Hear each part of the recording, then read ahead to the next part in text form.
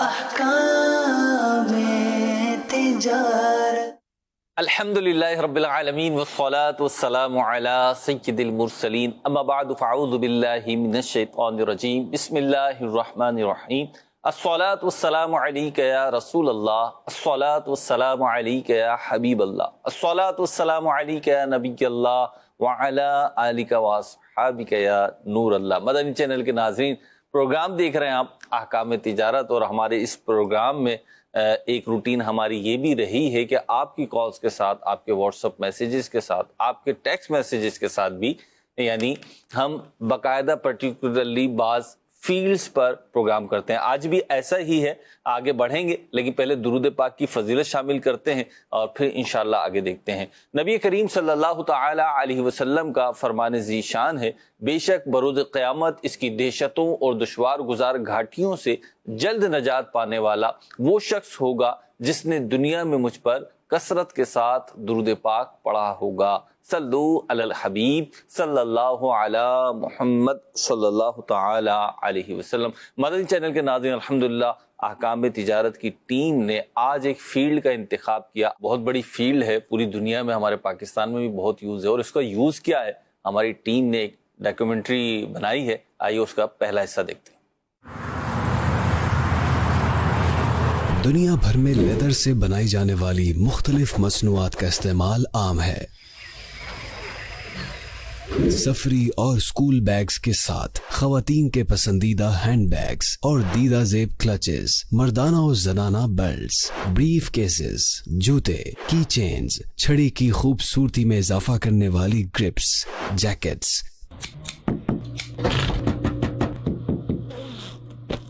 दस्ताने और घरों और दफातर में फर्नीचर की जाज़बियत में इजाफा करने की गर्ज से मुख्तलिफ किस्म के कवर्स भी लेदर से बनाए जा रहे हैं। इसके साथ ही दुनिया के कई मुमालिक में लेदर से बनाए जाने वाले मलबूसात के इस्तेमाल का रुझान भी बढ़ रहा है। और तो और खाने पीने की अशिया, मेहमानों के सामने सर्व करने के लिए इस्तेमाल की जाने वाली ट्रेज और दीगर क्रॉकरी को मजीद दीदा से बनाने के लिए उन पर लेदर के कवर्स इस्तेमाल किए जाने लगे हैं। ये एक हकीकत है कि मौजूदा दौर में लोगों की डिमांड और कुव्वत खरीद के हिसाब से कपड़ों की तरह लेदर भी मुख्तलिफ रंगों, डिजाइन्स और क्वालिटीज में दस्तयाब है। जी जनाब, आपने पहला हिस्सा देखा और आपको पता चला कि जी लेदर कहाँ कहाँ यूज हो रहा है और कौन कौन सी प्रोडक्ट्स बन रही हैं। शायद आपके अतराफ में, आपके आसपास भी लेदर हो, शायद आपकी घड़ी की बेल्ट जो है वो भी लेदर की हो, शायद आपकी चप्पलें और जूते, शूज जो हैं वो भी लेदर के हों। ये सारी चीजें इस्तेमाल तो करते हैं, लेकिन सवाल ये पैदा होता है कि लेदर आता कहाँ से, बनता कैसे, इसका प्रोसीजर क्या है। और आज अहकाम तिजारत में जो हम डिस्कस कर रहे हैं, तो क्या सवालात पर और जवाबात पे इन सारी चीज़ों का असर होता है। चले मुफ्ती साहब से पूछते हैं कि मुफ्ती साहब, ये जो सारा प्रोसीजर है, या लेदर कहाँ से आ रहा है, किस जानवर का है, क्या क्या कुछ हो रहा है, तो इसका ताल्लुक क्या फ़िक़ही अहकाम से, जो आप शरई जवाब देंगे उस पर भी इसका असर पड़ेगा या नहीं। बिस्मिल्लाहिर्रहमानिर्रहीम। खाल जो है वो पाक भी हो सकती है और नापाक भी, दोनों ही चीज़ हो सकती है। पाकी और नापाकी का दारोमदार है प्रोसेस पर कि किस तरह खाल का प्रोसेस हुआ है। ठीक है, वो हम तक पहुंची कैसे, कुछ मखसूस चीजें हैं। ठीक है, फिकी इस्तिलाह में दबागत देना कहते हैं। खाल की चर्बी दूर कर दी जाए, बू दूर कर दी जाए, तो वो खाल पाक हो जाती है। ठीक, ये उस वक्त है कि जब तकबीर पढ़े बगैर जानवर ज़बह किया गया हो। ठीक, तकबीर पढ़कर ज़बह किया तो ज़ाहिर बात तो वो गोश्त उसका पाक है, जी, चर्बी पाक है, खाल भी पाक है। ठीक है, लेकिन यह है कि चूंकि बहुत सारी खालें या चमड़ा बाहर से आता है, जी, ठीक है, और बहुत सारी चीज़ें ऐसी हैं कि पाकिस्तान में भी बाज़ लोग मुर्दार जानवर की खाल उतार कर यूज़ करते हैं। ठीक, प्रोसेस क्या होता है उसको जानने के बाद बहुत सारे सवालात क्लियर हो जाएंगे। तो फिर मुझसे अभी डॉक्यूमेंट्री तो हमारे बड़े काम की यूं भी हुई कि इसका असर इस पे भी पड़ेगा। तो चले आइए, देर नहीं करते, आपको दिखाते हैं और खुद भी देखते हैं। कभी आप में से किसी ने ये सोचा कि लेदर किस तरह हासिल किया जाता है? भेड़, बकरी और दीगर जानवरों की खाल को लेदर यानी चमड़ा बनने तक के कितने मराहिल से गुजारा जाता है? ये मराहिल किस कदर पेचीदा और वक्त तलब होते हैं? मेरा नाम फरमान अली है, मैं यहाँ का ठेकेदार हूँ। हमारे पास खालें आती हैं और हम नमक लगाते हैं और ये फी बंदा 500 खाल है ना जरा एक दिन का लगा सकता है। फिर उसके बाद जब सूख जाती है खाल, फिर उसके बाद कटिंग होती है। कटिंग है ना जरा एक बंदा फी है जरा वो कम से कम 700 खाल है जरी वो एक दिन का कटिंग कर सकता है। क्या कोई जानता है कि वो कौन सा लाजमी अमल है जिसको खाल के हुसूल के बाद फौरन ना किया जाए तो खाल खराब हो जाती है? किस तरह एक ही तरह के जानवरों से हासिल शुदा खालों को मुख्तलिफ रंगों में ढाला जाता है? मेरा नाम रिजवान है और मैं यहाँ पर लेदर कंसल्टेंट हूँ और इस शोबे से मैं तकरीबन 30 ईयर से वाबस्ता हूँ। सबसे पहले जो भी लेदर आता है इसे प्रिजर्व करने के लिए हम सबसे पहले सॉल्ट लगाते हैं उसमें, और ये क्योरिंग का जो प्रोसेस है इसमें हम गोट स्किन के लिए एटलीस्ट 15 kg पर गोट स्किन इसमें सॉल्ट लगता है, और जबकि काउ स्किन में 45 से 50 kg हम इस्तेमाल करते हैं। तो फिर हम उसे डिहाइड्रेशन के जो प्रोसेस है वो क्योरिंग कहलाता है। उसके बाद जो रीहाइड्रेशन का प्रोसेस है वो सोकिंग कहलाता है। सोकिंग के बाद हम लाइमिंग करते हैं। लाइमिंग में हम ऐसे केमिकल्स यूज करते हैं जो इसके बालों को रिमूव कर दें और इसके फ्लैश को बहुत हद तक इसके स्किन से थोड़ा सा रिमूव की तरफ ले जाएं, यानी उसको एक मशीन के जरिए से हम बाद में फ्लैशिंग कर लेते हैं। फ्लैश करने के बाद हम उसका दोबारा से वेट करते हैं और उसे ड्रमों में डाल देते हैं। ड्रमों में हम उसमें केमिकल डाल के उसकी हम यहाँ पर क्रोम टैनिंग कर रहे हैं, और क्रोम टैनिंग के बाद हमारे पास वेट ग्लू तैयार हो जाता है। वो कौन सी जगह है जहाँ ये सारा अमल मुकम्मल किया जाता है? कितने लोग अपनी मेहनत और जान फिशानी से जानवर की खाल को एक लेदर के शाहकार में तब्दील करते हैं। उसके बाद वो ड्रम में चला जाता है कलर होने के लिए। जो भी कस्टमर का कलर हो, काला है, नीला है, येलो है, ऑलिव ग्रीन है, जो रिक्वायर्ड कस्टमर कलर होता है वो उसके जरिए उसमें डाई हो जाता है। डाई होने के बाद वो तकरीबन 12 से 16 घंटे का प्रोसेस होता है। उसमें मुख्तलिफ किस्म तेल यूज होते हैं, कलर यूज होते हैं, ताकि माल सॉफ्ट भी रहता है, कलर भी बन जाता है। ये अगर अपर पर्पस का या शू पर्पस का माल होगा तो सैमिंग सेटिंग वैक्यूम होगा, और अगर ये गारमेंट पर्पस का या ग्लविंग पर्पस का माल होगा तो डायरेक्ट टंगाई पे चला जाए, आपके हैंग ड्राई पे चला जाएगा। उसके बाद उसको प्रॉपर शेप करके तो वो फिर चला जाता है स्प्रे प्लांट पे आपके फिनिशिंग के लिए। फिनिशिंग का प्रोसेस जो होता है, फिनिशिंग का आम मतलब ये तो मेकअप दे, मतलब किसी स्किन को मेकअप करने के लिए होता है। और फाइनल फिनिश होने के बाद वो प्रोडक्ट रेडी टू पैक होती है। फिर उसके बाद जो पैकिंग का उसका तरीकाकार है, पैक होने के बाद स्टैंप लग जाती है और प्रॉपर कॉटन में पैक होके कस्टमर्स को डिस्पैच हो जाती है। आज हम अहकाम तिजारत में मुफ्ती साहब से लेदर के हुसूल, लेदर से बनाई जाने वाली मुख्तलिफ अशिया की खरीदो फरोख्त के कारोबार और लेदर से बनाई गई मसनूआत के इस्तेमाल के हवाले से गुफ्तगू करेंगे। आम अवाम और इस कारोबार से मुंसलिक अफराद की जानिब से पूछे जाने वाले मुख्तलिफ सवालात के जवाबात जानेंगे। तो आइए सिलसिला शुरू करते हैं। जी, मदनी चैनल के नाज़रीन, लेदर गुड्स, लेदर इंडस्ट्री जो है उसके हवाले से आपने ये हमारी वीडियोस भी देखी, हमारी टीम ने अल्हम्दुलिल्लाह जाकर तैयार करी आपके लिए। मुझसे भी सारा प्रोसीजर सामने आया। अब आप क्या फरमाते हैं, फिर हम सवालात की तरफ भी बढ़ते हैं इंशाल्लाह।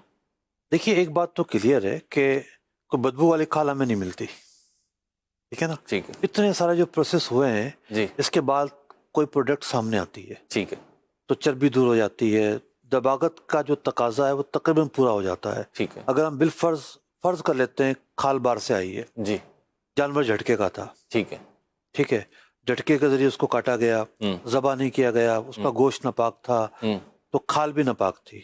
लेकिन जो फुकाहा ने तरीके बयान किए हैं कि चर्बी दूर करने के बाद धूप में डाल के उसकी बू ख़त्म कर दी जाए, या नमक लगाने के बाद उसकी बू ख़त्म कर दी जाए, तो चर्बी तो ला मोहल्ला दूर की जाती है जी, और उसके होते हुए तो कोई भी प्रोडक्ट बनाने का अमल हो ही नहीं सकता। जी, तो नॉर्मली जिस अंदाज पर खालों का प्रोसेस हो रहा है आज की जदीद इंडस्ट्री में, तो अगर जानवर हलाल ना किया गया हो, जी, जो भी शरई तरीका है, जी, और झटके का हो या मुर्दार की खाल हो, तो किसी भी तरह ये जो मौजूदा प्रोसेस है आज का प्रोडक्ट बनाने का, तो मैं समझता हूँ कि इसमें खालें पाक हो जाती हैं। ठीक, इस प्रोसेस से जब गुजरती हैं तो वो पाक हो जाती हैं और हम इन खालों को नापाक नहीं कह सकते। ठीक, खाले पाक हो जाती हैं। अब हमारे पास इस पर सवालात भी हैं। जाहिर सी बात है, जो इंडस्ट्री से बिलखुसूस वाबस्ता अफराद हैं उनके अपने सवालात हैं, कस्टमर्स के, कंज्यूमर्स के अपने सवालात हैं। आइए बढ़ते हैं और पहला सवाल शामिल सिलसिला करते हैं। मेरा नाम शेख आसिफ है। मुफ्ती साहब, मैं आपसे एक सवाल करना चाहता हूँ कि प्लीज़ मुझे ये बताइए कि हम मुसलमानों के लिए किस जानवर की खाल हलाल है और किस जानवर की खाल हम खरीद सकते हैं, उसको इस्तेमाल कर सकते हैं, उसकी जैकेट या लिबास कोई भी चीज हम बना के पहन सकते हैं। क्योंकि और दूसरी जगहों पे ऐसा देखने में आया है कि कुछ खालें और कुछ मटेरियल ऐसा मिल जाता है जो कि जायज नहीं होता, तो इसके लिए प्लीज हमारी रहनुमाई फरमाइए। जी मुझसे ये एक अलग जाविया है, यानी एक है खाल का पाक और नापाक होना, ठीक है, और एक है किस जानवर की खाल यूज की जाए और किसकी यूज ना की जाए। ठीक, एक जानवर सिर्फ ऐसा है कि जिसकी खाल गोश्त पाक हो ही नहीं सकता, उसका नाम है खंजीर। ठीक, खंजीर का मामला जुदा है। ठीक, खंजीर के अलावा कोई भी जानवर हो इन दो मराइल से गुजरेगा, ठीक, यानी या तो उसको झटके से मारा गया हो, ठीक है, या मुर्दार हो, अपनी मौत मर गया हो, उसकी खाल उतार ली गई हो और दबागत के जरिए खाल पाक हो जाती है। ठीक, वो गधे की खाल हो, वो लोमड़ी की हो, वो चीते की हो, वो हाथी की हो, ठीक, दबागत का अमल जब कर लिया जाए, जी, और दबागत पर हम बात कर चुके हैं कि दबागत का एक तरीका तो ये है कि नमक लगा दिया जाए, पहले तो चर्बी वगैरह दूर की जाएगी, फिर नमक लगाकर बू खत्म कर दी जाए, या धूप में सुखा दिया जाए, या आजकल जो प्रोसेस इंडस्ट्री में होता है खाल को सुखाने के लिए, इसमें भी दबागत हो जाती है। ठीक, दबागत हो गई। अब सवाल ये है कि जानवर जो है वो हराम जानवर है, लोमड़ी है, चीता है, जी, और ऐसा हराम जानवर जिसका गोश्त खाया नहीं जाता, उसकी खाल इस्तेमाल करना कैसा? तो अगर पहला मरहला पूरा हो चुका है, यानी खाल पाक कर ली गई थी, क्योंकि अल्लाह मौला जो हराम जानवर हैं मुसलमानों के देश में, मुसलमानों के मुल्कों में इनको ज़बा तो नहीं किया जाता, ज़बा नहीं किया जाता तो इनको हलाल कौन करता होगा, ठीक है, तो हो सकता है मुर्दार हों या झटके के हों, तो इनकी खाल अगर दबागत करके पाक कर ली गई है, अब सवाल है इस्तेमाल करने का।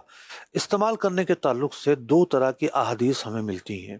कुछ रिवायतें ऐसी हैं कि उनसे पता चलता है कि जो वहशी जानवर हैं, यानी दरिंदे जो हैं, जी, उनकी खालों के इस्तेमाल करने से मना किया गया है। ठीक, और कुछ रिवायतें ऐसी हैं जिनमें खालों के इस्तेमाल करने को जायज़ कहा गया है। उलमा ने तत्बीक इसकी ये दी है कि जहाँ इजाज़त मौजूद है उससे मुराद है मुतलक इबाहत और तरजीह, के बेहतर ये है कि जो हलाल जानवर हैं उनकी खालों को तरजीह दी जाए, ठीक, उनको इस्तेमाल ज़्यादा किया जाए।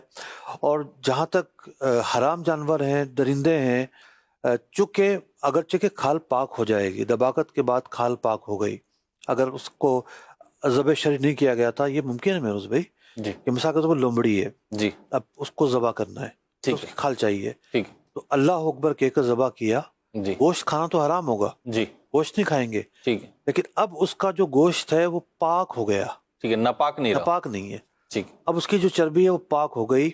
अब इस खाल को दबागत की भी जरूरत नहीं है, ठीक है, यानी वो टच हो जाए, वो यूं कर लें तो उस एतबार से पाक हो। पाक है, लेकिन चूंकि ऑलरेडी जो प्रोसेस है प्रोडक्ट्स बनाने का उसमें दबागत तो होती ही है। सही, तो अब मामला ये है कि जो हराम जानवर हैं बिल फर्ज उनको ज़बह शरी से हलाल नहीं किया गया था, लेकिन दबागत हो गई, तो उनकी खालों को भी इस्तेमाल किया जा सकता है। लोमड़ी हो, चीता हो, कोई और ऐसा जानवर हो, बिल्ली हो, तो बाज़ औक़ात जो ना इस तरह की जो बिल्लियाँ होती हैं, ख़ास तो बड़े बड़े बालों वाली बिल्लियाँ, इनकी टोपियाँ बनती हैं, टोपियों में यूज़ होती हैं खालें, तो उनकी खालों को इस्तेमाल तो किया जा सकता है, जायज़ है। लेकिन उलमा ने यह बयान किया कि कुछ जानवर, यानी हर जानवर की अपनी सिफत होती है। जी, अब चीता है तो उसके अंदर जो सिफत है वो दरिंदगी की है, ठीक है, अच्छा, खुद भी उसके अंदर एक रौनत होती है, कि खूंखार है, तकब्बुर ठीक है। के लिए आप इस तरह की, तो उसके इस्तेमाल से भी रौनत आती है, दो एतबार से आती है, या हो सकता है असरात के एतबार से आती हो, और हो सकता है कि बंदा उसको देख के फ़ख्र करेगा, दिखा के फ़ख्र करेगा, मेरे पास ये खाल है, इतनी महंगी ली हुई है, ठीक है ना, तो वो रखते भी हैं ऐसे, इसीलिए रखते हैं, ठीक है ना। जी, तो उलमा ने ये कहा है कि मकरूह तंज़ीही है, ठीक है, बेहतर ये है कि जो दरिंदों की खालें हैं उनसे बचा जाए, उनके लिबास इस्तेमाल ना किए जाएं, तो लेकिन यह है कि उनके लिबास इस्तेमाल करना जायज़ है। कोई जैकेट है, कोई जूते हैं, कोई और चीज़ें ऐसी हैं कि खंजीर के अलावा कोई भी जानवर है। एक जानवर और बाज़ उलमा ने बयान किया, वो सांप है, कि सांप की जो खाल है वो दबागत को कबूल नहीं करती। तो बाज़ किताबों में लिखा हुआ है कि सांप की खाल से बनाई गई जो प्रोडक्ट्स हैं उसका इस्तेमाल भी दुरुस्त नहीं होगा, ठीक है, वो भी दबागत के साथ आप फरमा रहे हैं, दबागत को कबूल ही नहीं करती। ठीक है, اس بنیاد پر علماء نے اس کو بھی منع کیا ہے. علماء نے بیان کیا کہ درندے ہوں یا پالتو جانور ہوں، تمام ہی جانور ایسے ہیں جن کی کھال استعمال کی جا سکتی ہے. چونکہ حرام جانور ذبح نہیں کیے جاتے عام طور پر، تو وہاں بطور خاص دباغت ہونا ضروری ہے، اور دباغت عام طور پر ہو جاتی ہے. مفتی آپ نے ابھی دوران گفتگو جواب کے دوران فرمایا کہ پاک ہو جاتا ہے، حلال نہیں ہوتا، یعنی وہ گوشت کے حوالے سے آپ نے فرمایا. تو اس کی تھوڑی سی اگر وضاحت آ جائے تو اس سے مراد کیا ہے؟ کوئی کیونکہ وہ ایک نئی سی بات لگ رہی ہے. بات پرانی ہے، نہیں نزلہ ہو کسی کو جی کیا کرتا ہے؟ جی ناک پاک ہے نا، یہ کپڑوں پہ لگ جائے تو ناپاک تو نہیں ہوتا نا. لیکن آپ نے سنا ہے کس نے کھایا ہو؟ اس کا کھانا حلال نہیں ہے. تو بہت ساری چیزیں پاک ہوتی ہیں لیکن کھانا حلال نہیں ہوتا. اب اسی طریقے سے مٹی ہے، مٹی جو ہے نا کوئی کھاتا تو نہیں ہے لیکن جی. مٹی ہے تو پاک. ٹھیک ہے، مٹی پاک پتھر ہے، جی. ٹھیک ہے، پاک ہے، کوئی کھاتا تو نہیں ہے. صحیح. بہت ساری چیزیں ایسی ہیں جو پاک ہیں لیکن کھانا ان کا حرام ہے. ٹھیک. وہ ضرر پہنچاتی ہیں یا کسی اور وجہ سے وہ کھانا ان کا حرام ہے، ٹھیک. لیکن وہ ہیں پاک. صحیح. اس کو بار بار تذکرہ آ رہا ہے اور ابھی آگے بھی سلسلے میں آئے گا. آپ نے ابھی تک کے سلسلے میں کوئی 10-20 دفعہ تذکرہ آ چکا ہے. دباغت کا آپ ایک لفظ فرما رہے ہیں، تو اس سے کیا مراد؟ آپ نے فرمایا کہ دباغت ہو گئی تو اب پاک ہے، دباغت ہو گئی تو اب پاک ہے، اس سے کیا مراد؟ دیکھیے ہم جو ہیں وہ شہری زندگی میں آ کے ایک مصنوعی زندگی میں آ گئے ہیں. ٹھیک ہے. ٹھیک ہے، اب ہم گوشت کسائی سے خریدتے ہیں، جی. دودھ جو ہے نا گوالے سے خریدتے ہیں. ایسا ہی ہے. پہلے تو ایسا نہیں ہوتا تھا. ہر گھر میں اپنے جانور ہوتے تھے، اپنی گائیں، اپنی مرغیاں، اپنے انڈے. جی. دودھ بھی اپنے جانوروں سے بندہ حاصل کر رہا ہے، گھی بھی بنا رہا ہے، لسی بھی بنا رہا ہے. جانور جو ہے نا انسان کی مکمل ضرورت ہے. جو بعض روایتوں میں آتا ہے نا، قرب قیامت میں لوگ بکریاں پالیں گے اور نکل جائیں گے جنگلوں میں. مکمل ضرورت ہے. جانور میں لباس بھی ہے، جانور میں غذا بھی ہے، دودھ بھی ہے، دہی بھی ہے، مکھن بھی ہے، سب چیزیں موجود ہیں. ٹھیک ہے. میں ڈاکومنٹری دیکھ رہا تھا کچھ دنوں پہلے، ہمارے جو ناردرن ایریاز ہیں گلگت سائڈ کی، کہ وہاں کے لوگوں کی جو ذرائع آمدن ہے وہ ذرائع آمدن ہے گھی. یعنی وہ جانوروں کا دودھ نکالتے ہیں، اس سے گھی بناتے ہیں. اچھا، گھی بنانے کا ان کا جو انداز تھا، مشکیزے میں جی جو مشکیزہ ہے وہ بھی چمڑے کا بناتے ہیں. صحیح. تو مشکیزے کے ذریعے وہ اس کو ہلاتے ہیں. ٹھیک. اور مشکیزہ بھی تیار کرنے میں ان کو سال لگتے ہیں، سال تک سکھاتے ہیں پھر بناتے ہیں. تو کہنے کا مقصد یہ ہے کہ جانور ایک مکمل ضرورت انسان کو فراہم کرتا ہے. تو اب چونکہ ہم آرٹیفیشل دور میں چلے گئے ہیں، بہت ساری چیزیں ایسی جن کا واسطہ ہم سے نہیں پڑ رہا. جب انسان جانوروں کے ساتھ ہوتا تھا، یعنی جانوروں کو پالتا تھا، تو یہ تو عام سی باتیں تھیں. بھائی جانور حلال کیا ہے، اب کھال کسی اس کو تھوڑی بیچیں گے، بیچنی تو ہے نہیں، وہ تو اپنے ٹھیک ہے، اپنی استعمال کریں گے. مشکزہ بن جائے گا، کھال کا مسلح بن جائے گا، کھال کی اور کچھ چیزیں بنا لیں گے. پیارے آقا علیہ الصلوۃ والسلام کا گزر ہوا، حضرت میمونہ رضی اللہ تعالی عنہا کی باندھی تھی، ان کی بکری مری ہوئی تھی. آپ نے فرمایا اس کی کھال تم نے استعمال میں کیوں نہیں لی؟ یعنی اگر کوئی مرا ہوا جانور ہے اس کی بھی کھال اتار کے، وہ ہے تو ناپاک. ٹھیک ہے. اگر کسی نے پاک کر لی ہے تو اس کا استعمال جائز ہے. ٹھیک. تو دباغت جو ہے اس پاک کرنے کا نام ہے، کھال کو پاک کرنا. یہ دباغت ہر کھال ناپاک نہیں ہوتی. ٹھیک ہے. جب جانور آپ نے اللہ کا نام لے کر ذبح کیا ہے، جی. اس کا گوشت چربی پاک ہے. صحیح ہے. کھال کے ساتھ عام طور پہ چربی لگی ہوتی ہے. ٹھیک ہے. گوشت کے اجزاء لگے ہوتے ہیں. صحیح. جانور جب حلال کیا ہے، یعنی اللہ اکبر کہہ کر حلال کیا ہے، ذبح شرعی کر لیا، تو خواہ آپ نے درندہ ذبح کیا ہو یا حلال جانور ذبح کیا ہو، جی پاک ہو جائے گا. ٹھیک ہے. حلال ہے تو کھانا جائز ہے، ورنہ کھانا جائز نہیں ہے. ٹھیک ہے. اگر حلال طریقے سے ذبح نہیں کیا، جی. جھٹکے کا ہے یا کسی اور طریقے سے ہے، تو کھال کو پاک کرنے کے لیے دباغت کرنا ضروری ہوگا. تو مفتی ہم یوں کہہ سکتے دباغت ایک لفظ ہے، جی، اس کا کیا پس منظر ہے یہ ہم نے بیان کیا. جی ٹھیک ہے. مفتی ہم یوں کہہ سکتے ہیں کہ جیسے اب نماز کے لیے طہارت، عمومی طور پر عوام کے لیے میں عرض کر رہا ہوں کہ نماز کے لیے جیسے ہمیں طہارت حاصل کرنی ہے تو غسل تو ہے، لیکن اب وضو کریں گے تو اس کو وضو کہتے ہیں. تو ایسی کھال کو پاک کرنے کا جو بھی طریقہ کار ہے اسے دباغت کہتے ہیں. ایک مرحلہ ہے بہرحال. ٹھیک ہے، مرحلہ ہے. چلیں اتنا تو پتہ چل کے دباغت کیا ہے، کھال پاک کرنے کے ایک پروسیجر کو یا طریقے کو دباغت کہتے ہیں. اگلے سوال کی طرف بڑھتے ہیں اور شامل کرتے ہیں. جی کیا پوچھا جا رہا ہے، دکھائیں ہمیں. میرا نام آصف قائم خانی ہے اور میرا لیدر انڈسٹری سے تعلق ہے. میرا ایکچولی سوال کافی عرصے سے میں سوچ رہا تھا کہ کسی مفتی صاحب سے پوچھوں کہ لیدر جو امپورٹ کیا جاتا ہے بعض اوقات جرمنی سے آتا ہے, سلاٹر ہاؤس سے آتا ہے, اور بعض اوقات ذبح کرتے ہیں وہ لوگ جو جیسے بھی کرتے ہیں, تو وہ ظاہر ہے اللہ اکبر تو نہیں کرتے. تو اس کے بارے میں پوچھنا تھا کہ اگر وہ پاکستان آتا ہے تو اس کو وہ اسکین کی صورت میں آتا ہے, پھر ہم اسے جیکٹ بناتے ہیں, لیدر کی جیکٹ بناتے ہیں, پھر ہمیں سیل کرنی ہوتی ہے یہاں آؤٹ لیٹ سے, تو بیچنے والا اور پہننے والا کیا اس کے لیے وہ جائز ہے؟ دیکھیے, غیر مسلم ممالک میں جو جانور کاٹے جاتے ہیں تو ہر جگہ تو مسلمان نہیں رہتے. جہاں اکثریت کفار کی ہے تو وہ ان کے تقاضے کے مطابق, سہولیات کے مطابق کاٹتے ہیں اور جھٹکے سے کاٹتے ہیں, حلال نہیں ہوتے. جانور جب شرعی طریقے سے ذبح نہ ہو تو اس کا جو گوشت ہے وہ ناپاک ہوتا ہے. گوشت ناپاک ہوتا ہے, چربی ناپاک ہوتی ہے. اگر اس جانور کی کھال کو جو شرعی طریقے سے ذبح نہیں ہوا دباغت دے دی جائے, یعنی نمک لگا کر خشک کرنے کے بعد بو ختم کر دی جائے اور گوشت چربی ہٹا دی جائے, تو وہ کھال جو ہے وہ پاک ہو جاتی ہے. اور اگر یہ جانور حرام جانور ہے, مثال کے طور پہ چیتا ہے, لومڑی ہے, اس کی کھال کو بھی دباغت دے دی گئی تو یہ کھال بھی پاک ہو جاتی ہے, اور ایسی کھالوں کا استعمال کرنا جائز ہے. کوئی جیکٹ بناتا ہے, جوتے بناتا ہے, کوئی اور چیزیں بناتا ہے, بہتر یہ ہے کہ حرام جو جانور ہیں, لومڑی, چیتا وغیرہ, مسلمان استعمال نہ کریں. لیکن اگر کوئی کر لیتا ہے تو وہ بھی جائز ہے. لیکن جو حلال جانور ہیں جیسے گائے ہو گئی, بکری ہو گئی, دمبا ہو گیا, اس کی کھال دباغت کے بعد استعمال کرنے میں کوئی حاجت نہیں ہے, اور مسلمان نے ذبح کی ہے تو دباغت کی بھی حاجت نہیں ہے, کھال ویسی پاک ہے. بڑھتے ہیں اگلے سوال کی طرف. جی جناب. میرا نام محمد خرم ہے. ہم تقریباً یہاں پہ 36 سال سے جو ہے نا یہ بزنس کر رہے ہیں, اور ہمارا لیدر جیکٹ کا کام ہے, والیٹس وغیرہ کا ہے, بیگز وغیرہ بناتے ہیں, لیدر کی تمام اشیاء کا ہم کام کرتے ہیں. تو مفتی صاحب سے ہمارا یہ سوال ہے, لیدر بزنس میں کن باتوں کا خیال رکھنا پڑتا ہے؟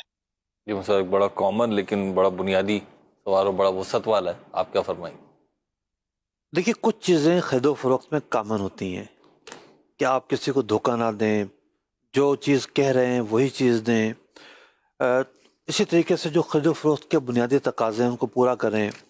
بات اگر لیدر کی جائے تو ظاہر بات ہے لیدر کے اندر مجھے تو پتہ نہیں چلے گا کہ یہ کھال گائے کی ہے یا بھینس کی ہے یا کسی اور چیز کی ہے. تو خاص طور پر آپ کی مارکیٹ میں دھوکہ دہی نہ ہو, مطلب جس چیز کی کھال ہے آپ اسی کا نام دیں, امپورٹڈ ہے, لوکل ہے, جس طرح ہے وہی حقیقت لوگوں کو بتائیں. اب بات چیزیں اور بھی ہوتی ہیں, جیسے چمڑے کا رنگ ہوتا ہے. عام طور پر تو جوتے جب بھی ہم نے لیے ہیں کبھی ایسا نہیں ہوا کہ رنگ اترا ہو سکتا ہے کہیں رنگ کے اندر بھی کوالٹیز ہوں, کسی کا رنگ پھیکا پڑ جاتا ہو یا تیز ہو جاتا ہو.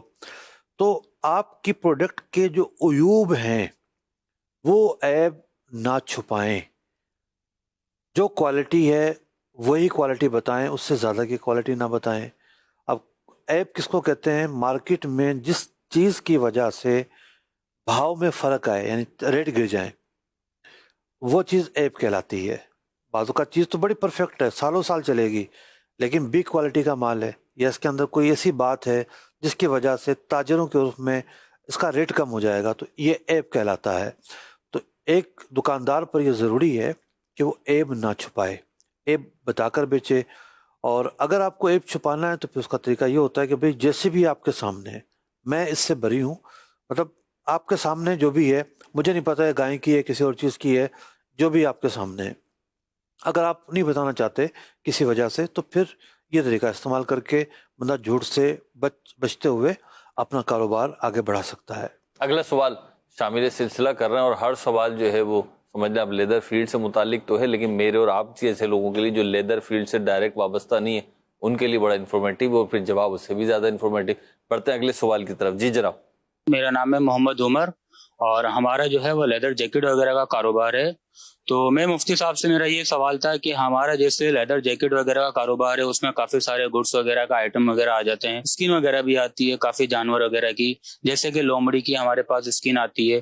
تو اس کو پروسیس وغیرہ کر کے ہم لوگ کلین کرتے ہیں, کلین کر کے ہم لوگ یہ خرید و فروخت کرتے ہیں.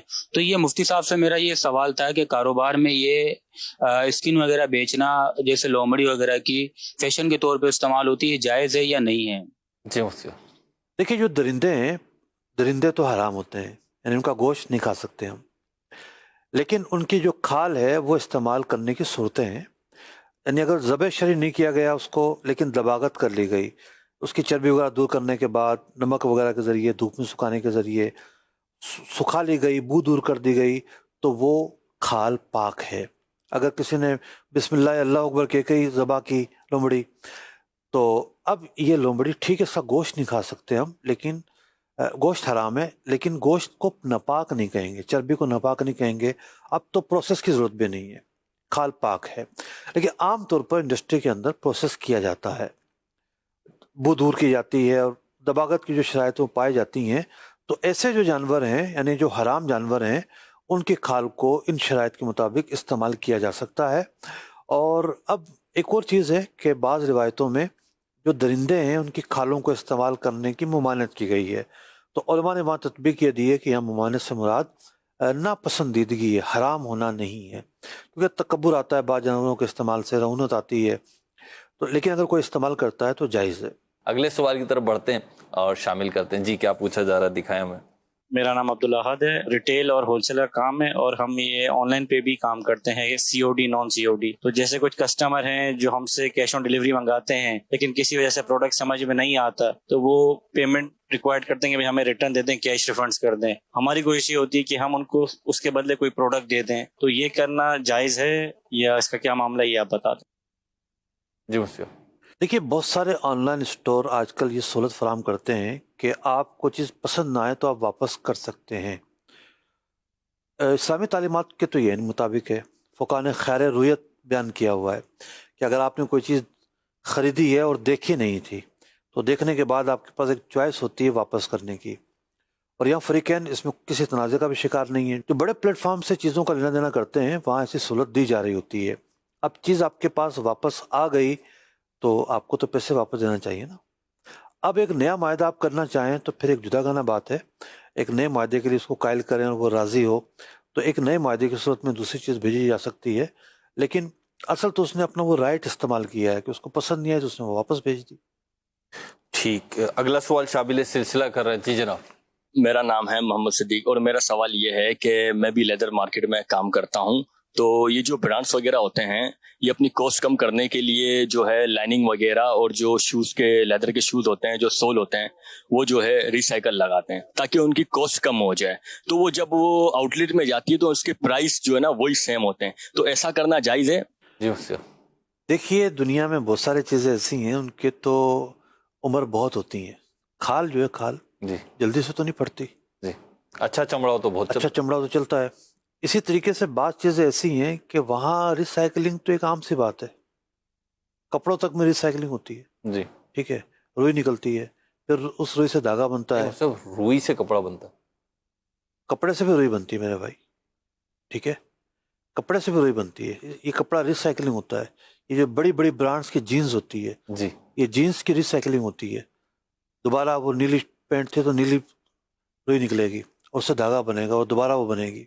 ٹھیک ہے، تو اسی طریقے سے جو ہے وہ یہ کوئی مٹیریل ڈال رہے ہیں کسی جگہ پر، اور وہ مٹیریل ایسا ہے کہ گاہک کو اندازہ ہے. مثال کے طور پر سول میں لگا دیا انہوں نے، لیکن ایک پرانی چیز، اب اس پرانی چیز کے مطابق اس کی قیمت رکھی. تو بعض چیزیں ایسی ہوتی ہیں جہاں پرانی چیزیں یا ریسائیکلنگ والی چیزیں لگتی ہیں. ان چیزوں کا عرف یہ ہوتا ہے، ٹھیک ہے، عام گاہک کو بعض اوقات نہیں پتا ہوگا، صحیح، لیکن جو خریدار ہے مینوفیکچرر سے لے رہا ہے اس کو پتا ہے. ٹھیک ہے، تو خریدار جو ہے یعنی جو ریٹیلر ہے اس کی ذمہ داری بنتی ہے کہ وہ گاہک کو موٹیویٹ کرے کہ بھائی اس کی قیمت کم ہونے کے یہ اسباب ہیں، اس میں یہ چیز جو ہے یوں لگی ہے. گاہک کا یہ رائٹ ہے کہ اگر اس میں کوئی خامی ہے یا بی کوالٹی کی چیز ہے تو اس پر وہ خامی آشکار کی جائے، گاہک کو گائیڈ کیا جائے. بعض دکاندار سمجھتے ہیں کہ ہم جو آقا ہیں، مالک ہیں، شہنشاہ ہیں، گاہک تو غلام ہے.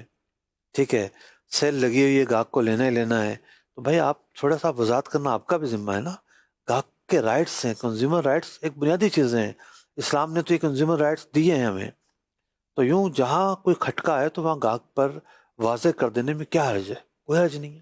ٹھیک، اگلا سوال دیجیے ذرا. میرا نام ساجد احمد آوان ہے اور میں لیدر کا کام کرتا ہوں، اور عموماً مارکیٹ میں یہ دیکھا جاتا ہے کہ ہمارے پاس جو برانڈڈ شوز ہوتے ہیں وہ کسٹمر کو دکھائے جاتے ہیں اور برانڈڈ کے پرائس بھی بتائے جاتے ہیں. جب آرڈر ملتا ہے تو اس کے بعد وہ برانڈڈ، کچھ تو برانڈڈ کے ساتھ جو ہے ہلکا مٹیریل لگا کے، ریگزین وغیرہ لگا کے اس کو اسی قیمت پہ، برانڈڈ کی قیمت پہ ہی سیل کیا جاتا ہے. میرا سوال یہ مفتی صاحب سے ہے کہ اس کے بارے میں آپ رہنمائی فرمائیں کہ ایسا کرنا جائز ہے؟ دیکھیے، ایسا کرنا جائز کیسے ہو سکتا ہے؟ یعنی آپ نے ایک عیب دار چیز دی ہے. عیب کی تعریف ہم بارہا سلسلوں میں بیان کر چکے کہ جس چیز کی وجہ سے بھاؤ میں کمی آئے وہ عیب کہلاتا ہے. عیب کا مطلب خالی یہ نہیں کہ وہ چیز خراب دی ہے آپ نے. اب برانڈڈ جو چیز ہے اس کی قیمت زیادہ ہے، ان برانڈڈ کی قیمت کم ہے. پرانی چیز لگانا بھاؤ میں ویسے بھی کمی پیدا کرتا ہے. تو جب آپ عیب والی چیز صحیح کہہ کر دے رہے ہیں، یہ تو جائز نہیں ہو سکتا. ٹھیک جی، اگلا سوال دیجیے. میرا نام تسنیم ہے. مفتی صاحب، میرا سوال آپ سے یہ ہے کہ ریگزین سے بنے ہوئے اور مصنوعی لیدر سے بنے ہوئے موزے یا گلوز پہ ہمارا مسا جو ہے جائز ہے یا ناجائز ہے؟ اس بارے میں ہماری رہنمائی فرمائیں، جزاک اللہ. جی مفتی. دیکھیں، مسے کے لیے کھال کا ہونا ضروری نہیں ہے. اس سے پہلے تو میں کہوں گا کہ یہ بھی بتا دیں کہ مسا سے ادھر سوال میں مراد کیا ہے، یہ کیا کہنا چاہ رہا ہے؟ ہاں، بڑا اہم سوال ہے. ٹھیک ہے نا. یہ جو ایک ہوتا ہے نا چہرے وغیرہ پہ، کبھی ہاتھوں پہ، وہ مسا بھی ہو جاتا ہے، اور لیدر کی بات چل رہی ہے. وہ دیکھیے، مسحا، جی ٹھیک ہے نا، ہم اردو میں جو مسا کرتے ہیں نا، مسا کرتے ہیں سر کا. تو اس طریقے سے اگر کسی نے موزے پہنے ہوئے ہیں، جی، یہ انہی موزے نہیں جی، بلکہ وہ موزے جو شرائط پر پورا اترتے ہیں. شاید میں عرض کرتا ہوں، اگر کسی نے یہ موزے پہنے ہوئے ہیں جو شرائط پر پورا اترتے ہیں، تو وضو میں پاؤں دھونے کے بجائے موزوں پر مسا کر لینا کافی ہوتا ہے. تو یہ ان موزوں کے مسا کی بات کر رہے ہیں. عام طور پر یہ جو موزے ہیں، کیونکہ اون کے بنے نہیں ہوتے، چمڑے کے بنے ہوتے ہیں، ریگزین کے بھی بنے ہوتے ہیں، ان میں دو تین چیزیں ایک بنیادی ہیں. ایک تو کہ کوئی جب پہنے تو پہن کر چلنا ممکن ہو. ٹھیک ہے. اب یہ جو موزے والے ہیں، ان کو کب تک چلیں گے آپ؟ ادھر جائیں گے، چل جائیں گے. چمڑے ریگزین میں یہ بات نہیں پائی جاتی. صحیح. دوسرا یہ کہ ان کے اندر پانی نہ جاتا ہو. فقہ نے لکھا کہ کوئی چیز ایسی ہے کہ پانی سے نمی منتقل ہو جائے گی تو کوئی حرج نہیں ہے. ٹھیک. لیکن عام طور پر چمڑے میں، ریگزین میں نمی بھی نہیں جاتی. صحیح. لیکن پانی جو ہے نا آر پار نہ ہوتا ہو، اس سے خین کی جو قید ہے وہ فقہ نے بیان کی ہے. تو یعنی پاؤں میں پہن کر چلیں تو اترے نہیں، سخت ہوں یا موٹے ہوں کہ پانی جو ہے ان تک نہ پہنچے. جو پانی کے حوالے سے یہ بات ہے یہ پائی جائے. کچھ اور بھی شرائط ہیں موزے کے تعلق سے. تو نا بار بار پاؤں دھونا سردیوں میں تکلیف دہ ہوتا ہے. تو وضو میں یہ ایک متبادل طریقہ شریعت مطہرہ نے ہمیں دیا ہے. اسے آپ نے فرمایا کہ سردیوں میں تکلیف دہ ہوتا ہے، اور ہمارے پاکستان میں ابھی سردیاں آنے والی ہیں، تو یہ تھوڑی بہت سردی کے لیے یا کسی بہت زیادہ سردی کے لیے؟ بے شک سردی نہ ہو. اچھا، گرمی اس کا تعلق سردی کی شرط سے نہیں ہے. ٹھیک ہے. ضرورت، کیونکہ ہمیں سردی میں زیادہ ضرورت پڑتی ہے.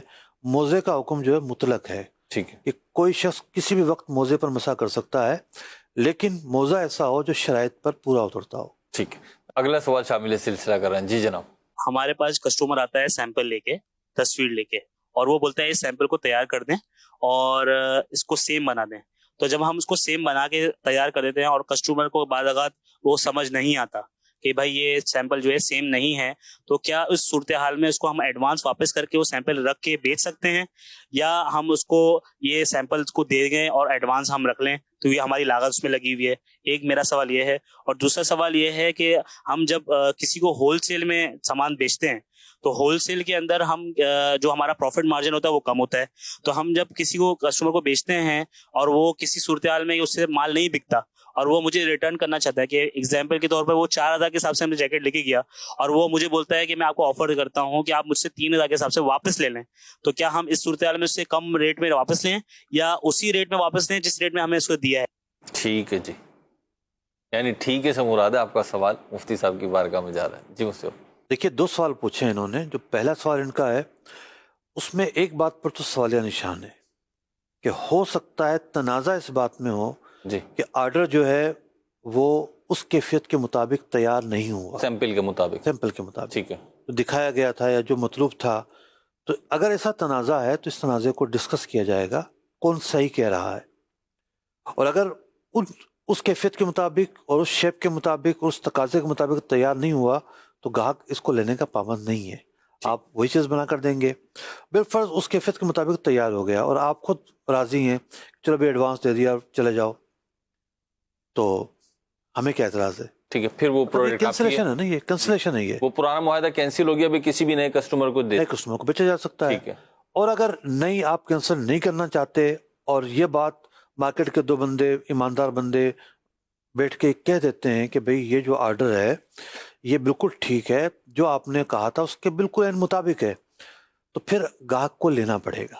اگر آپ راضی نہیں ہیں کینسل کرنے میں تو گاہک کو اسی قیمت پر یہ آرڈر لینا پڑے گا، کیونکہ وہ اس بات کا تو حق رکھتا ہے کہ اس کے تقاضے کے مطابق اس سمپل کے مطابق تیار نہ ہو تو ڈیل کینسل کرے، لیکن اس کے مطابق جب تیاری ہے تو پھر یہ کیسے ایک طرفہ طور پر کینسل کیسے ہو سکتا ہے؟ سر یہاں پہ بعض اوقات کسٹمر جو ہے وہ شاید زیادتی کرتا ہے، دکاندار کی تو زیادتی مشہور ہے اس لیے میں وہ ڈسکس نہیں کر رہا ہوں.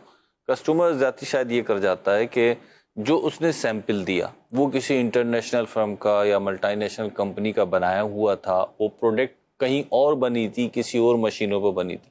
جب آپ لوکل کاریگر سے لوکل مشینوں پہ ایک چیز بنواتے ہیں، سیمپل دکھا رہے ہیں آپ کے چاہیے مجھے ایسا، لیکن یہ ایزمپشن ہوتی ہے کہ یہ 100% ایسا نہیں ہوگا. خود مجھے تجربہ، میں نے بیگ بنوایا تو وہ 100% ویسا نہ بنا، نہ میری ایزمپشن تھی. دیکھیے میں سمجھتا ہوں کہ جس دکاندار کے پاس آپ گئے ہو وہ بھی یہ بات واضح کر دیتا ہوگا جی کہ بھئی ہماری جو سلائی ہے نا یہ موٹی ہوگی، ٹھیک ہے. اب جیسے میں نے 2 جوتے خریدے پچھلے دنوں، ٹھیک ہے، ایک ہی شیپ کے جوتے، جی ٹھیک ہے، ایک پشاور سے لیا، ایک یہاں کراچی سے لیا. جی تو اب ایک جوتا بھاری اس لیے کہ وہ لوکل بنا ہے، ہاتھ سے بنا ہے، ٹھیک ہے، اور دوسرا جوتا لائٹ اس لیے کہ وہ مشینوں پہ بنا ہے. صحیح. شیپ تقریباً ایک جیسا ہے لیکن ان کے ویٹ میں فرق ہے. صحیح. اور ظاہر بات ہے بھاری جوتا تھوڑا سا بھاری لگتا ہے، جی بنا جاتا ہے کہ لائٹ ہو، جی تو یوں فرق تو آ جاتا ہے چیزوں میں. اصل چیز یہ ہے کہ جب آپ آرڈر لے رہے ہیں تو آپ بیان کریں گے نا کہ ٹھیک ہے جو ہمارا جو آرڈر لیتے ہوئے جو ڈسکشن ہوئی ہے جو بھئی ہم اس طرح کا بنا کے دیں گے، اور یہ تو شرائط میں سے ہے کہ دونوں فریقین وہ تمام چیزیں طے کریں جس کی وجہ سے تنازع ہو سکتا آگے ہو سکتا ہے. ٹھیک.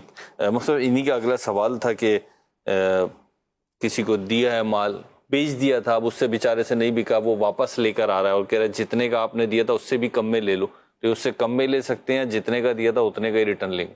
دیکھیے ڈیل جب مکمل ہو گئی، بے نافذ ہو گئی، تو یہ مال جس نے خریدا اس کا ہے، اس نے اپنے پیسے رکھ لیے، یہ پیسے اس کے ہیں. اب بعض اوقات کئی ایسی چیزیں ہوتی ہیں، جیسے کپڑے کی دنیا کے اندر یہ ہوتا ہے کہ جی آئٹم پڑا رہا، اب اس کا فیشن ہی چلا گیا. جی اب فیشن چلے جانے کی وجہ سے جو گاہک ہے وہ نہیں آ رہا. اب یہ اس کو کہتا گیا تمہارے پاس تو کوئی اور لوگ آ جاتے ہوں گے، یہ کہے گا بھئی اب تو ریٹ گر گیا، اب تو مال پرانا ہو گیا. تو اب یہ جو بھی ڈیل کریں گے وہ ایک نئی ڈیل ہوگی. یا تو دکاندار اپنی مرضی سے خوشی سے اسی بھاؤ پہ واپس رکھ لے، نہیں رکھنا چاہتا، ایک نئی آفر کرنا چاہتا ہے تو ہو سکتا ہے. اب یہ ایک نئی ڈیل ہے اور نئی ڈیل یہ کسی بھی نئی قیمت پر کر سکتے ہیں، کم میں ہو یا زیادہ میں ہو. ٹھیک ہے. مجھ ایک سوال اور میں کرنا چاہوں گا آپ سے کہ اگر کوئی پروڈکٹ ہے، ریڈی ٹو یوز پروڈکٹ ہے، گڈس ہیں، اور وہ نان مسلم کنٹری سے آئی ہے، کسی بھی صورت میں آئی ہے، گفٹ کی صورت میں آئی ہے، لنڈا کی صورت میں آئی ہے، جو بھی صورت ہے آپ نے پرچیز کی ہے، نان مسلم کنٹری سے آپ نے خریدی ہے، وہ تو پروڈکٹ ہے ہمارے پاس لیدر کی، تو اس پروڈکٹ کو ہم خرید سکتے ہیں یا نہیں خرید سکتے، کیونکہ اس کی دباغت ہوئی ہے یا نہیں ہوئی، یا جو پروسیس ہے وہ کیسا تھا؟ کیونکہ شروع میں جو ڈاکومنٹری ہم نے اس پروگرام میں چلائی ہے اس سے یہ بات واضح ہے کہ دباغت کے بغیر کھال آگے بڑھتی نہیں ہے. ٹھیک ہے. یعنی پروڈکٹ کوئی بناتا نہیں ہے صحیح کہ چربی دور کرے گا، بو دور کرے گا، یہ چیز دباغت ہے. ٹھیک ہے. دباغت کے لیے کوئی ایک خاص طریقہ شریعت نے مقرر ہی نہیں کیا. ٹھیک ہے. کہ بھئی یہی ایک طریقہ ہے، اس کے علاوہ کوئی طریقہ نہیں ہے. صحیح. مقصود ہے چربی کا دور ہو جانا اور بو کا دور ہو جانا، دو چیزیں پائی گئیں، وہ کھال پاک ہے. ٹھیک ہے. اس سے ایک اور سوال کہ کچھ عرصہ پہلے ایسی اطلاعات آئی تھی، ان کی حقیقت کیا ہے وہ تو میں نہیں جانتا، لیکن اطلاعات آئی تھی کہ کچھ جوتے غالباً جو ہے وہ خنزیر سور کی کھال کے وہ بنائے جا رہے تھے، یا پروڈکٹ بک رہی تھی، کوئی بیچ رہا تھا، تو آیا اس کا کیا حکم ہوگا؟ देखिए, मार्केट में इस तरह की चीज़ें होती हैं। खंजीर की खाल से बनी हुई अशिया मार्केट में अवेलेबल होती हैं और लोगों को नहीं बताई जाती। ऐसे भी केस हुए हैं। मेरी लाहौर में एक लेदर मार्केट में मैं गया था, एक मदनी हल्का हुआ था एक मरतबा, तो मैंने उन लोगों से भी पूछा जी, एक बड़े साहब थे, तो उन्होंने मुझे कुछ अलामतें भी बताई कि भाई ये अलामतें होती हैं खंजीर की खाल की, और कहा मेरे सामने आया तो मैं 1 मिनट में बता दूंगा। अब वो अलामतें मुझे जो उन्होंने बताई, मैं उनके जानने के बावजूद मैं तो पहचान नहीं कर सकता जी, लेकिन माहिर आदमी पहचान कर सकता है जी। तो जो भी मुसलमान है, दुकानदार है, अगर उसको थोड़ा सा भी शाइबा है कि खंजीर की खाल हो सकती है, तो वो हरगिज़ जो है उस चीज़ को ना रखे, क्योंकि मुसलमान के लिए खंजीर की जो खाल है उसका इस्तेमाल करना जायज़ नहीं है। जब जायज़ नहीं है तो इस चीज़ का बेचना और ख़रीदना भी जायज़ नहीं है। तो एक तो आपके लिए वैसे रोज़ी में मसला कि जब रोज़ी आपकी हलाल नहीं होगी, कहाँ से बरकतें आएंगी। फिर मुसलमान का मफाद कि मुसलमान जब एक चीज़ को हराम समझता है, वो नहीं ख़रीदना चाहता, आप उसको वो चीज़ बेच रहे हैं, तो धोखाधड़ी का अंसर पाया गया, मुसलमान को नुकसान पहुँचाना पाया गया, मुसलमान को तकलीफ़ देना पाया गया। तो जब इस चीज़ के अंदर इतनी सारी खराबियाँ मौजूद हैं, तो हमारी जिम्मेदारी है कि हम अपने मुसलमान भाइयों को तकलीफ़ से बचाएं और ख़ुद भी अपनी रोज़ी को हराम होने से बचाएं। मैं समझता हूँ कि आज का जो सिलसिला था बड़ा इंफॉर्मेटिव भी था और शरई लिहाज से दीनी अहकाम सीखने के एतबार से भी बहुत सारे मसाइल हमने सुने, सीखे। अल्लाह पाक हमें अमल की तौफीक अता फरमाए। सल्लु अलल हबीब सल्लल्लाहु तआला अला मुहम्मद सल्लल्लाहु तआला अलैहि वसल्लम। अहकामे तिजारत, अहकामे तिजारत की क्या